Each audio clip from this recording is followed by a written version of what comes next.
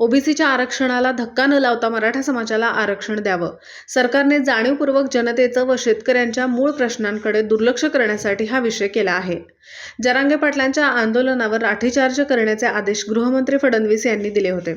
OBC Maratha हा वाद सरकारच पेटवत आहे. सरकारने तातडीने ओबीसी व मराठ्यांचा प्रश्न सोडवावा, नाहीतर जनताच या सत्तेतून सरकारला बाहेर काढेल. छगन भुजबळ हे सरकारमध्ये आहेत, मात्र आज झालेल्या कॅबिनेट बैठकीत 12 मंत्री नव्हते. तिथे जाऊन प्रश्न सोडवायला पाहिजे होते. 17 मंत्री आधीच कमी आहेत. शेतकऱ्यांचे प्रश्न आहेत. शेतकऱ्यांची दिवाळी अंधारात गेली. सरकारमध्ये काय चाललंय हा प्रश्न उपस्थित होत आहे. त्यांना जर आरक्षण देता येत नसेल तर त्यांनी सांगून द्यावं. ओबीसी जनगणना करून काँग्रेस प्रश्न सोडवेल तर काँग्रेस सत्तेत आल्यावर प्रश्न सोडवेल. नरेंद्र मोदी यांनी हस्तक्षेप करून ओबीसींची जनगणना करावी. हे भाजप प्रणित सरकार महाराष्ट्रात हे सर्व कृत्य जाणीवपूर्वक करत आहेत आणि महाराष्ट्राची बदनामी करत आहेत. काँग्रेस सगळ्या ठिकाणी जिंकेल. जनतेचा काँग्रेसवर विश्वास आहे, त्यामुळे 5ही राज्यात काँग्रेसचं सरकार येणार. अजित पवार सरकारमध्ये आहेत. त्यांनी जनतेचे प्रश्न सोडवले पाहिजे.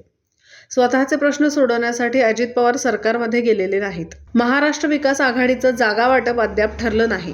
आमची जागा वाटप बद्दल चर्चा झालेली नाही. 5 राज्यातील निवडणूक झाल्यावर एकत्र बसून जागा वाटपावर मार्ग काढू. भाजप हे शेतकरी विरोधी आहे.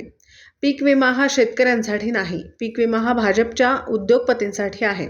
मला त्याच्यावर जायचं नाही आहे. माझा मूळ प्रश्न तो नाही आहे.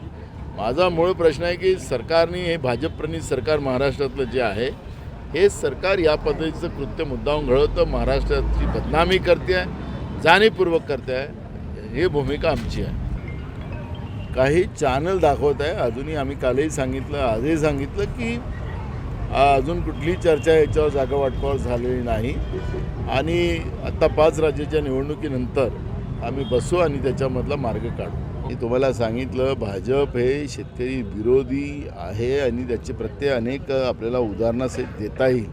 पीक विमा हा शेतकऱ्यांसाठी नाही. पीक विमा हा मूळभर भाजपचे जे मित्र आहेत, जे मोठे उद्योगपती आहेत त्यांच्यासाठी आहे.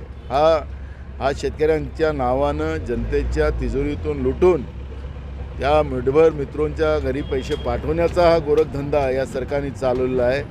तेवढेच पैसे सरकारने शेतकऱ्याला दिले असते तर अनेक प्रश्न सुटले असते जे मित्रांना दिले. काँग्रेस सगळ्या राज्यात जिंकेल. काँग्रेसचा जनाधार मोठ्या प्रमाणात वाढलेला आहे. काँग्रेस व जनतेचा विश्वास वाढलेला आहे आणि 5ही राज्यामध्ये काँग्रेसची सत्ता येणार.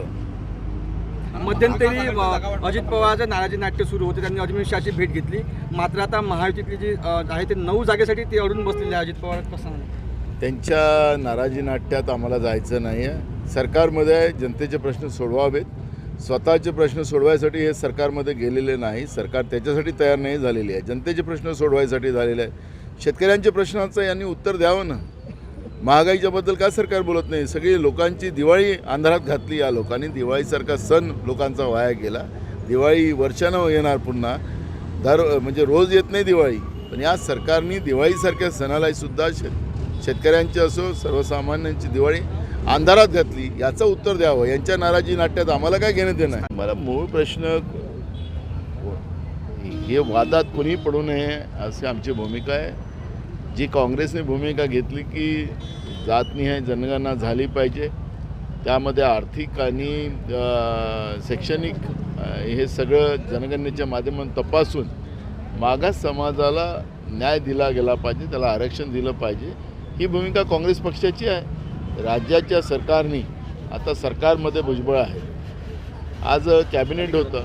कॅबिनेटमध्ये जाऊन हे सगळे विषय मांडायला आज राज्याच्या मंत्रिमंडळात 12 मंत्री अनुपस्थित होते.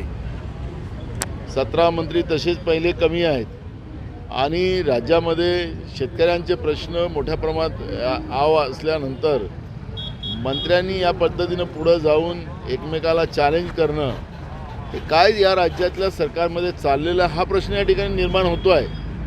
तुम्ही जरांगे पाटील किंवा ओबीसी नेते ओबीसीचं ह्या सगळ्या ह्याच्यामध्ये जाऊ नका. आखरी मूळ प्रश्न या सरकारमध्येच आहे.